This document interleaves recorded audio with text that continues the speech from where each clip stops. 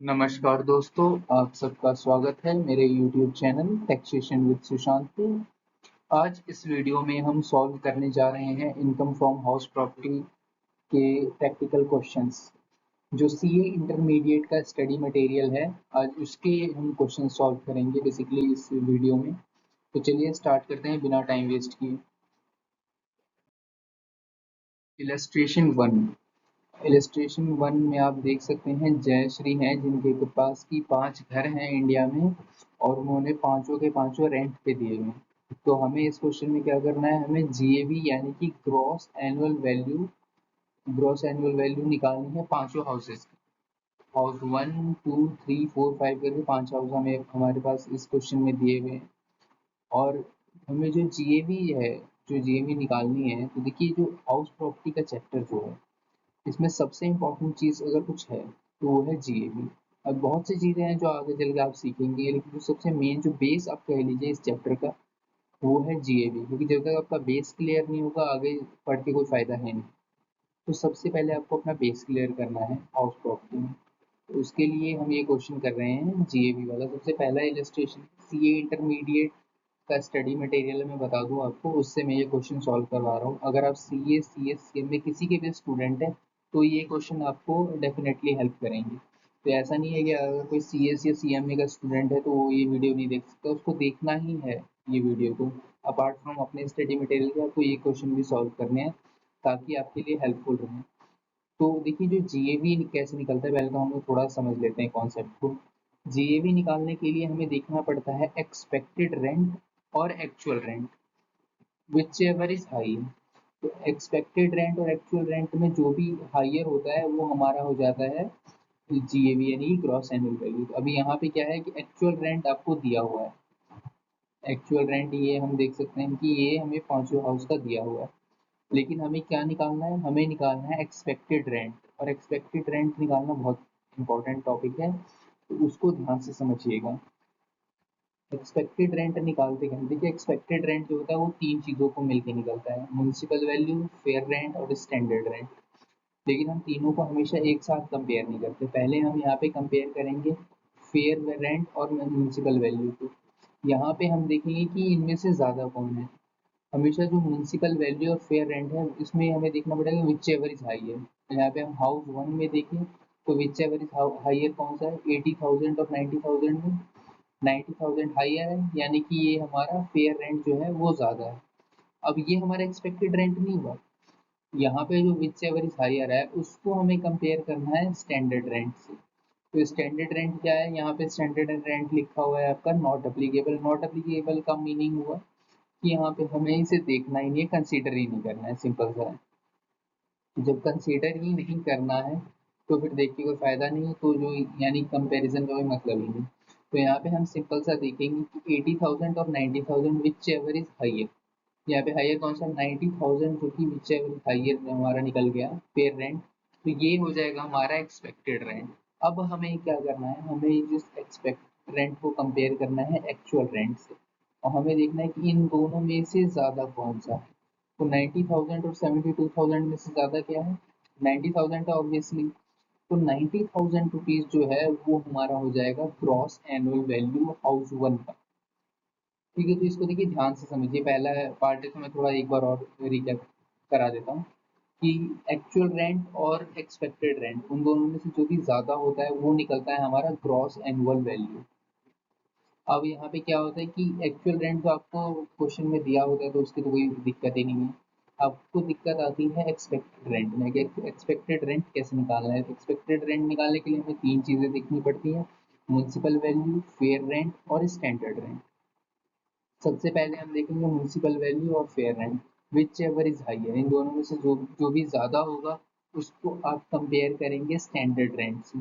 फिर standard rent और उनमें से जो भी आपका विच एवर इज हाइयर वाला है, इन दोनों में से विच एवर इज लोअर। देखिए एक चीज़ ध्यान रखिए यहाँ पे कि जो एक्सपेक्टेड रेंट होगा आपका वो कभी भी स्टैंडर्ड रेंट से ज़्यादा नहीं हो सकता। यानी कि जो मैक्सिमम टू मैक्सिमम आपका एक्सपेक्टेड रेंट रह सकता है वो स्टैंडर्ड रेंट के बराबर रह सकता है, लेकिन इससे ज़्यादा नहीं हो सकता। ये चीज़ आपको बहुत अच्छे से ध्यान में रखनी होगी। बाकी अब चलते हैं हाउस टू। हाउस 2 में हम देखें कि म्युनिसिपल वैल्यू और फेयर रेंट इन दोनों में से ज़्यादा कौन सा है? ज़्यादा है 60,000, यानी कि 60,000 हमारा ये एक्सपेक्टेड वैल्यू के लिए हम इसको कंसीडर करेंगे। लेकिन ये हमारा एक्सपेक्टेड रेंट नहीं निकलेगा, क्योंकि जो भी ज़्यादा आया उसको हमें कंपेयर करना है एक्सपेक्टेड रेंट से। अब एक्सपेक्टेड रेंट, तो ये माफ कीजिएगा, इसको स्टैंडर्ड रेंट से कंपेयर करना है। जो भी ज़्यादा आया यानी कि 60,000 आया उसको हम कंपेयर करेंगे स्टैंडर्ड रेंट। तो स्टैंडर्ड रेंट कितना है? 75,000। तो यहाँ हमें क्या देखना होता है कि जो भी ऊपर जो ज़्यादा आया है उसको, और स्टैंडर्ड रेंट में जो भी कम है, यहाँ पे ज़्यादा नहीं देखना है, यहाँ पे आपको देखना है कम क्या है। तो कम क्या है? 60,000। तो जो 60,000 रुपीज़ है वो हो जाएगा आपका एक्सपेक्टेड रेंट। एक्सपेक्टेड रेंट आ गया आपका 60,000 और एक्चुअल रेंट है 72,000। इस केस में जीएवी क्या होगा? 72,000। ऐसे ही आ जाते हैं हम हाउस 3 में। यहाँ पे 65, यहाँ पे तो सेम ही दिया हुआ है। 65,000 आपका म्यूनसिपल वैल्यू भी है, और ये आपका फेयर रेंट भी 65,000 ही दिया है। तो यहाँ पे तो कुछ कंपेयर करने वाली बात ही नहीं है, तो आप 65,000 ही मान के चलिए। अब इसको हम कंपेयर करेंगे स्टैंडर्ड रेंट से, क्योंकि जो हमारा एक्सपेक्टेड रेंट है वो इससे ज़्यादा नहीं हो सकता ये स्टैंडर्ड रेंट से। तो यहाँ पे स्टैंडर्ड रेंट है 58,000, तो विच एवर इज लोअर, यानी कि 58,000 जो होगा वो हो जाएगा हमारा एक्सपेक्टेड रेंट। और जो एक्सपेक्टेड रेंट आया 58,000, इसको हम कंपेयर करेंगे एक्चुअल रेंट से, और यहाँ देखेंगे कि विच एवर इज हाई। ये देखिए थोड़ा कंफ्यूजिंग हो सकता है कि कभी ज़्यादा लेना है कभी कम लेना है, लेकिन ये चीज़ सिर्फ प्रैक्टिस से ही सॉल्व हो सकती है। आप किसी भी टीचर की वीडियो देखें, चाहे एक बार देखें 10 बार देखें, उससे फ़र्क नहीं पड़ता। जब तक आप प्रैक्टिकली हाथ से सॉल्व नहीं करेंगे इन क्वेश्चंस को, तब तक आपको ये समझ नहीं आने वाली। तो बाकी अगर डाउट होता है तो एक बार नहीं, इन चीज़ों को आप 3 बार 4 बार देखिए।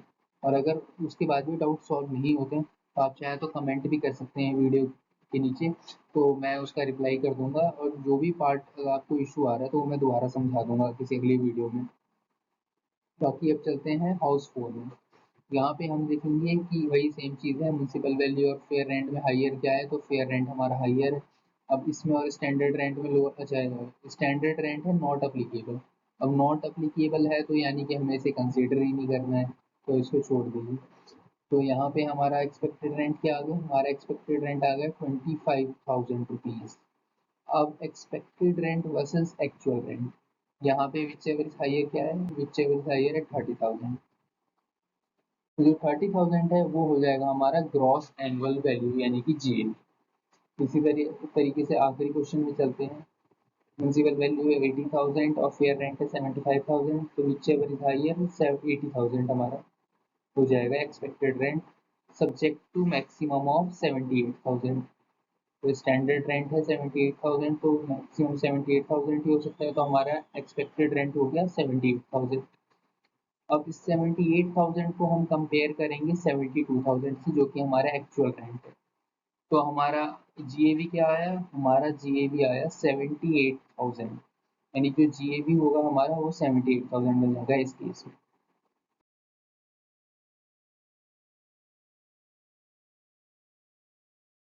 ये सॉल्यूशन भी यहाँ पे दिया हुआ है आपके पास, आप देख सकते हैं कि यहाँ पे जैसे कि इन्होंने 80,000 और 90,000 विच एवर इज हाइयर ले रखा है। फिर यहाँ पे स्टैंडर्ड रेंट नॉट एप्लीकेबल है, तो 90,000 आपका आ गया, और फिर यहाँ पे एक्चुअल रेंट से कंपेयर किया हुआ है। तो जो आंसर है 90,000, जो कि हमने ऊपर सॉल्व किया है। ऐसे ही आप एक और पार्ट देख लीजिए, यहाँ पे आंसर बाकी आप खुद देख लीजिएगा, ये ऊपर मैंने समझा ही दिया है सारा। बस इसमें ये वाला सेकंड पार्ट और देख लीजिए कि 60,000 और 75,000 में यहाँ पे लोअर ले रखा है, क्योंकि जो आपका एक्सपेक्टेड रेंट होगा वो कभी भी स्टैंडर्ड रेंट से ज़्यादा नहीं होगा, तो यहाँ पे इन्होंने 60,000 ले रखा है। अब बात करते हैं इलस्ट्रेशन 2 की। राजेश जो कि एक ब्रिटिश नागरिक हैं और आर एंड ओ आर है इंडिया में, यानी कि आर एंड ओ आर हैं, इसका मतलब क्या होगा कि इनकी ग्लोबल जो इनकम है वो इंडिया में टैक्सेबल होगी। इनके पास एक हाउस है लंदन में जिसका कि पर मंथ रेंट आता है 10,000 पाउंड, यानी कि साल के 1,20,000। और प्लस इन्होंने म्यूनसिपल टैक्स दिया है 8,000, तो यानी कि 1,20,000 में से आप 8,000 माइनस कर दीजिए तो बचा 1,12,000। 1,12,000 इंटू में 95 यानी कि 95, तो वो हो गया हमारा नेट एनुअल वैल्यू। चलिए हम देखते हैं यहाँ पे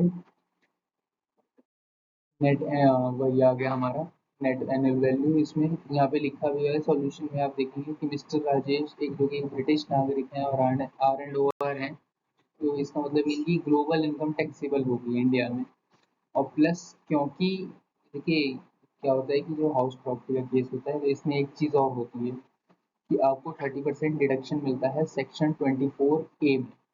लेकिन क्योंकि ये जो प्रॉपर्टी है ये बाहर सिचुएटेड है, आउटसाइड इंडिया सिचुएटेड है, तो इस केस में इन्हें उस 30% जो बेनिफिट होता है, डिडक्शन मिलती है सेक्शन 24A में, उसका बेनिफिट नहीं मिलेगा।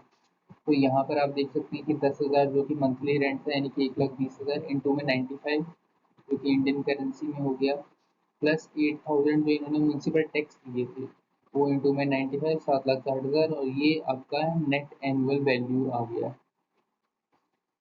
1,06,40,000। तो जो टैक्सेबल वैल्यू होगी इनकी, वो आप मानेंगे 1,06,40,000।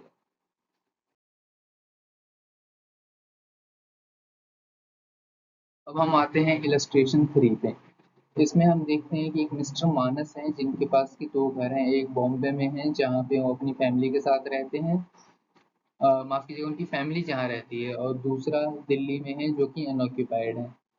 ये चंडीगढ़ में रहते हैं अपने एम्प्लॉयमेंट पर्पज़ के लिए रेंटेड हाउस में।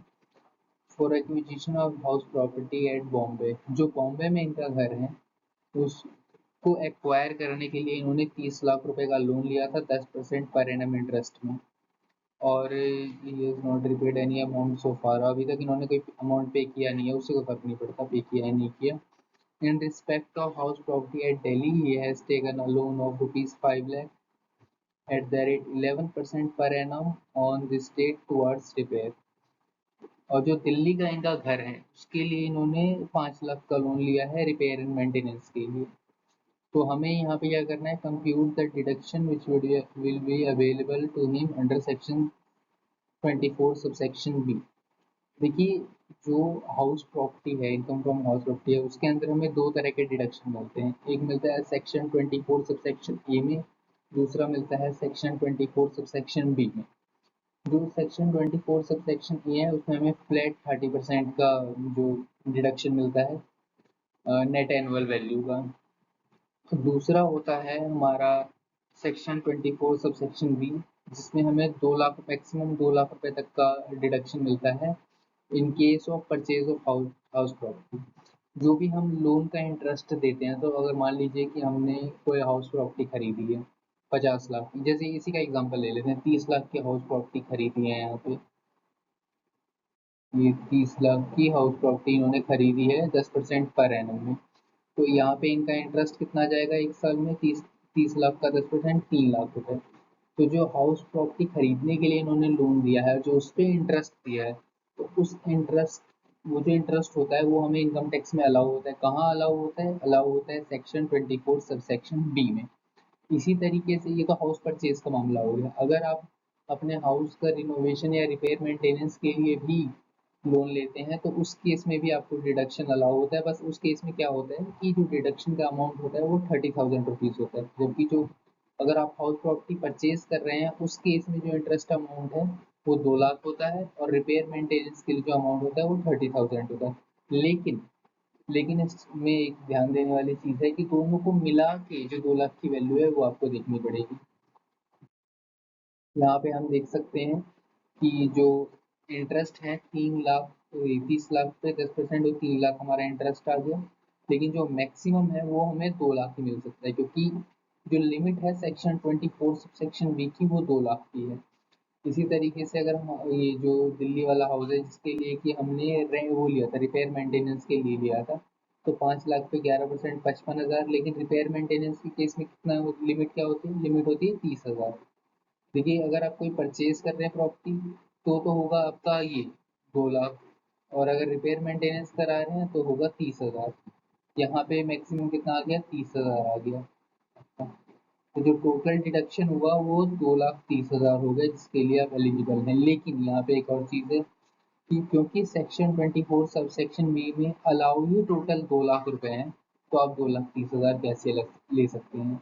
तो जो मैक्सिमम डिडक्शन इस क्वेश्चन में आपको अलाउ होगा वो होगा 2 लाख। देखिए एक चीज ध्यान देने वाली कि चाहे कितना ही बड़ा लोन क्यों ना हो, कितना ही ज्यादा आप इंटरेस्ट क्यों ना पे कर रहे हो, जो सेक्शन की लिमिट है, चाहे ये इस सेक्शन की बात नहीं, किसी भी सेक्शन में आप लिमिट कभी क्रॉस नहीं कर सकते। तो यहाँ पे क्योंकि सेक्शन 24 सबसेक्शन बी की जो लिमिट है वो लिमिट है 2 लाख रुपए की, तो 2 लाख से ज़्यादा इंटरेस्ट आप क्लेम कर ही नहीं सकते। बाकी इस क्वेश्चन में इतना ही, अब चलते हैं अगले क्वेश्चन पे। अब आते हैं हम इलस्ट्रेशन 4 पे। अनिरुद्ध जिनके पास की एक प्रॉपर्टी है और जिसकी म्यूनसिपल वैल्यूएशन है 1,30,000 रुपये पर एनम। यहाँ पे हम देखेंगे फेयर रेंट जो है वो 1,10,000 है और स्टैंडर्ड रेंट जो फिक्स्ड है वो 1,20,000। देखिए अभी हमने ऊपर इलस्ट्रेशन 1 में पढ़ा था GAV का कॉन्सेप्ट, तो यहाँ पे वही चीज़ आपको निकालनी है। तो GAV के लिए हमने क्या देखा था कि पहले हमें देखना है म्यूनसिपल वैल्यू और fair rent which ever is हाइयर, यहाँ पे क्या है 1,30,000 subject to maximum of standard rent, यानी कि इन दोनों में से 1,30,000 और 1,20,000 में से लोअर कौन सा है, तो 1,20,000 है, तो जो हमारा एक्सपेक्टेड रेंट होगा वो हो जाएगा 1,20,000। अब हम बारी आती है एक्चुअल रेंट की। The property was let out for a rent of 11,000 per month, यानी कि 1,32,000 पूरे साल में through out the previous year. ये 11,000 पर मंथ है, यानी कि हमें 12 महीने का निकालना है। अनरियलाइज रेंट वाज 11,000, तो यानी कि 1,32,000 में से अगर हम 11,000 माइनस कर दे तो आता है 1,21,000। 1,21,000 आ गया हमारा आपका ये एक्चुअल रेंट। अब हमें देखना है कि एक्चुअल रेंट और एक्सपेक्टेड रेंट में ज़्यादा क्या है, 1,20,000 ज़्यादा है या फिर 1,21,000 ज़्यादा है। तो ज़्यादा क्या है 1,21,000, तो हमारा ग्रॉस एनुअल वैल्यू जो आएगी वो हो गई हमारे 1,21,000। और ग्रॉस एनुअल वैल्यू आ गई हमारी 1,21,000। उसके बाद म्यूनसिपल वैल्यू है, म्यूनसिपल टैक्सेस है 10% ऑफ म्यूनसिपल वैल्यूएशन, यानी कि इसका 1,30,000 का। तो 1,21,000 में से हम 10% यानी कि 13,000 माइनस करेंगे तो हमारे पास आता है 1,08,000। Less interest on borrowed capital was 40,000। यहाँ पे देखिए ये नहीं दे रखा कि ये क्या कहते हैं हाउस प्रॉपर्टी परचेज से रिलेटेड है या फिर जो हमारा रिपेयर एंड मेंटेनेंस है उससे related. Repair and maintenance case में 30,000 होता है और हाउस प्रॉपर्टी परचेज के केस में 2 लाख होता है, लेकिन जो टोटल होता है जो हमें डिडक्शन अलाउ होता है सेक्शन 24 सब सेक्शन बी में वो 2 लाख होता है। तो हम यहाँ पे अगर कोई इन्फॉर्मेशन नहीं दे रखी है तो आप उसको 2 लाख वाली लिमिट को ही देख के चलेंगे। तो यहाँ पे 40,000 दिया हुआ है, तो यहाँ पे आप देख सकते हैं कि ये पहले इन्होंने हमारा एक्सपेक्टेड रेंट निकाला है यहाँ पे 1,20,000, और फिर हमारा जो एक्चुअल रेंट है 1,21 सब्जेक्ट टू हाइयर ऑफ, तो जो हमारा जो GAV आ गया वो 1,21,000 आ गया। यहाँ पे म्यूनसिपल टैक्स, क्योंकि जो म्यूनसिपल टैक्स हम निकाला 10% ऑफ म्यूनसिपल वैल्यू है, म्यूनसिपल वैल्यू क्या थी 1,30,000। 1,30,000 का 10% है 13,000, तो हमारा जो नेट एनुअल वैल्यू आ गया वो आ गया 1,08,000। अब देखिए यहाँ पे क्या होता है कि जो हाउस प्रॉपर्टी केस में जैसे मैंने पहले ही बताया था कि सेक्शन 24 सब सेक्शन ए और सेक्शन 24 सब सेक्शन बी आपको दोनों का ही डिडक्शन मिलेगा। तो यहाँ पे क्या होता है सेक्शन 24 सब सेक्शन ए के केस में होता है कि आपको फ्लैट 30% का डिडक्शन मिलता है। उसमें ये नहीं देखा जाता आपने कितना एक्सपेंडिचर किया है नहीं किया, आपको फ्लैट 30% का वो रिबेट मिलेगी, सॉरी डिडक्शन मिलेगा। तो 1,08,000 जो आपकी नेट एनुअल वैल्यू है उसका 30% हम देखेंगे, तो यहाँ पे 32,400 हमारा आ गया जो section A sub section A का जो डिडक्शन है। और इसी तरीके से सब सेक्शन बी में देखें तो 40,000 हमें ऊपर दिया हुआ था। तो जो हमारी नेट इनकम बनी है इनकम फ्रॉम हाउस प्रॉपर्टी से वो बनी है 35,600। इसको एक बार दोबारा देखना चाहे तो आप देख सकते हैं। बाकी इसमें बस मेन ये चीज़ थी कि यहाँ पे जो अनरियलाइज रेंट है वो हमने माइनस किया है। वो हमें देखना होगा कि रूल 4 सेटिस्फाई करता है नहीं करता, अगर वो करता है तो हमें वो चीज़ माइनस करनी ही पड़ेगी। बाकी अब चलते हैं आगे आगे दूसरे क्वेश्चन में। अब आते हैं हम अपने 5वें इलस्ट्रेशन पे। गणेश हैं जिनके पास एक प्रॉपर्टी है और उसकी म्यूनसिपल वैल्यू है 2.5 लाख रुपए। और फेयर रेंट है 2 लाख, यानी कि जो एक्सपेक्टेड रेंट हो गया हमारा वो हो गया 2.5 lakh subject to standard rent जो कि 2,10,000 है। इस केस में हमारा ग्रॉस एनुअल वैल्यू आ गया 2,10,000 रुपए। इसमें आगे देखते हैं क्या है, तो property was let out for a rent of 20,000 per month, यानी कि 2,40,000 हमारा हो गया एक्चुअल रेंट। लेकिन इसमें आगे क्या है, however the tenant vacated the property on 31 January 2025। इसका क्या मतलब हुआ? इसका ये मतलब हुआ कि जो रेंट हमें मिला है 20,000 रुपये पर मंथ जो था, वो हम 12 महीने के लिए नहीं लेंगे, सिर्फ 10 महीने के लिए लेंगे। क्यों? क्योंकि 2 महीने तो वैकेंट रहा है हमारी प्रॉपर्टी, हमें रेंट तो 10 महीने के लिए मिला है ना, तो फिर टैक्स पूरे 12 महीने पे कैसे लगेगा? तो जो हमारा रेंट हुआ है, एक्चुअल रेंट जो है वो है 2 लाख रुपए। अब उसमें अनरियलाइज रेंट कितना है? 20,000 रुपीज। तो जो हमारा एक्चुअल रेंट है वो हो गया हमारा 2 लाख माइनस में 20,000, यानी कि 1,80,000 रुपए। तो अब इसमें देखने वाली बात है कि हमारा ग्रॉस एनुअल वैल्यू है क्या? क्या वो 2,10,000 रुपए है या 1,80,000 है? तो आप में से बहुत लोग बोलेंगे कि वो जो भी which ever is higher, expected rent और एक्चुअल रेंट में, तो वो 2,10,000 रुपए है, तो 2,10,000 रुपए होना चाहिए, पर ऐसा नहीं है। इस केस में यहाँ पे थोड़ा सा एक कैच है, वो ये है कि जो एक्चुअल हम यहाँ पे जब वैकेंट होती है प्रॉपर्टी फॉर सम पीरियड, तो उस केस में क्या होता है कि हम जो रेंट होता है हम उसे पूरे 12 महीने का मान के देखेंगे। अगर 12 महीने रेंट आता तो क्या होता? देखिए ये सिर्फ पर्टिकुलर इस केस में है जब आप कुछ पीरियड के लिए तो आपको रेंट मिला, लेकिन 1 या 2 महीने या 3-4 महीने के लिए जो आपकी प्रॉपर्टी थी वो वैकेंट रही। उस केस में जो हम ग्रॉस एनुअल वैल्यू निकाल रहे हैं उसकी ट्रीटमेंट जो होगी वो हम इस तरीके से करेंगे कि अगर हमें पूरे 12 महीने रेंट मिलता तो क्या होता। अगर हमें 12 महीने रेंट मिलता तो हमारा जो एक्चुअल वैल्यू होती वो होती 2,40,000 माइनस अनरियलाइज रेंट। तो वो कितना आया? वो आया 2,20,000। और हमारा एक्सपेक्टेड रेंट कितना था? वो था 2,10,000। तो जो ये इस तरीके के केस होते हैं जहाँ कुछ पीरियड के लिए तो टेनेंट था आपकी प्रॉपर्टी में, लेकिन कुछ पीरियड के लिए जो आपकी प्रॉपर्टी थी वो वैकेंट थी। तो पर्टिकुलरली उस केस में आपको इस तरीके से देखना है। तो यहाँ पे जैसे हमने देखा कि अगर हम मान लेते हैं कि जो 20,000 रुपये हमारा रेंट है वो पूरे 12 महीने आता, तो 2,40,000 रुपये less unrealise rent. Unrealise rent तो फिर भी आप माइनस करेंगे ही, क्योंकि यहाँ पे साफ साफ लिखा है कि जो रूल 4 है उसकी सारी कंडीशन सेटिस्फाई हो रही हैं। अगर रूल 4 की कंडीशन सेटिस्फाई नहीं होती तो हम 20,000 रुपये माइनस नहीं करते, लेकिन रूल 4 की कंडीशन सेटिस्फाई हो रही है तो हम 20,000 रुपये माइनस करेंगे। तो 20,000 रुपये इंटू में 12 यानी 2,40,000 माइनस में 20,000 यानी कि 2,20,000 हो गया हमारा एक्चुअल रेंट। और एक्चुअल रेंट और एक्सपेक्टेड रेंट जो कि 2,10,000 है, तो विच एवर इज हाइयर यानी कि हम 2,20,000 रुपये लेंगे। तो जो जीएवी निकालने के लिए पर्पस है हमारा, ये देखने के लिए कि इन दोनों में से ज़्यादा कौन सा है, उसके लिए तो हम इसको 2,40,000 पूरे 12 महीने का मान के चलेंगे, और उसमें हमारा जो जीएवी आएगा वो आएगा 2,20,000 रुपये। लेकिन इसमें एक और चीज़ है कि हमें एक्चुअल में तो रेंट रिसीव हुआ है 2 ही लाख रुपए, और उसमें से भी 20,000 माइनस करिए तो यानी 1,80,000। हम एक्चुअल रेंट जीएवी की कैलकुलेशन के लिए तो 2,20,000 ले रहे हैं, पर हमें रिसीव तो 1,80 ही हुआ है। तो जब हमें रिसीव हुआ ही नहीं तो गवर्नमेंट उस पर टैक्स कैसे लेगी? तो जो हमारा फाइनल जीएवी जो माना जाएगा वो हम 1,80,000 ही लेंगे। देखिए इसमें थोड़ा ध्यान से समझना होगा कि जो जीएवी निकालने के लिए जब मतलब इस तरह के जो केसेस हैं जहाँ पे कुछ टाइम के लिए आपकी प्रॉपर्टी वैकेंट है, तो उस चीज़ में क्या है कि आपको पहले जो कंपैरिजन है एक्सपेक्टेड रेंट से, वो आप पूरे 12 महीने का रेंट मान के ही करेंगे। लेकिन जब टैक्स लगेगा तो टैक्स एक्चुअल आपको जितना रिसीव हुआ है उतने पे ही लगेगा। अब तो इस हिसाब से आपका जो जीएवी हो गया वो 1,80,000 रुपये हो गया। इसके बाद हम देखते हैं कि म्युनिसिपल टैक्सेस है 8% of municipal value. Municipal value इसमें कितनी थी? ये 2.5 लाख रुपए। तो इसका 8% कितना हो गया?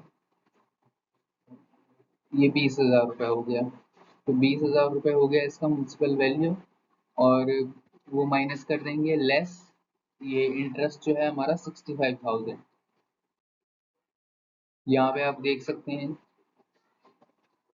2,10,000 रुपये यहाँ पे तो हमारा ये आ गया था, और आपका एक्सपेक्टेड रेंट उसमें तो कोई इशू है नहीं।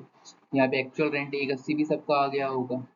लेकिन जो हम वो देखते हैं कि हमारा जो ग्रॉस एनुअल वैल्यू है वो क्या है, उसके लिए यहाँ पे भी ये लाइन भी लिखी होगी कहीं, हाँ ये लिखी हुई है कि actual rent of a 180 is lower than expected rent 2,10,000 owing to vacancy. देखिए अगर वैकेंसी की वजह से है तो ही हम इसको 12 महीने का कैलकुलेट करके लेंगे। अगर किसी और कारण से है तो जो हम विच एवर इज हाइयर है, जैसे नॉर्मल केस में लेते हैं कि स्टैंडर्ड रेंट और actual rent which ever higher हायर, तो हम हाइयर वाला ही लेंगे।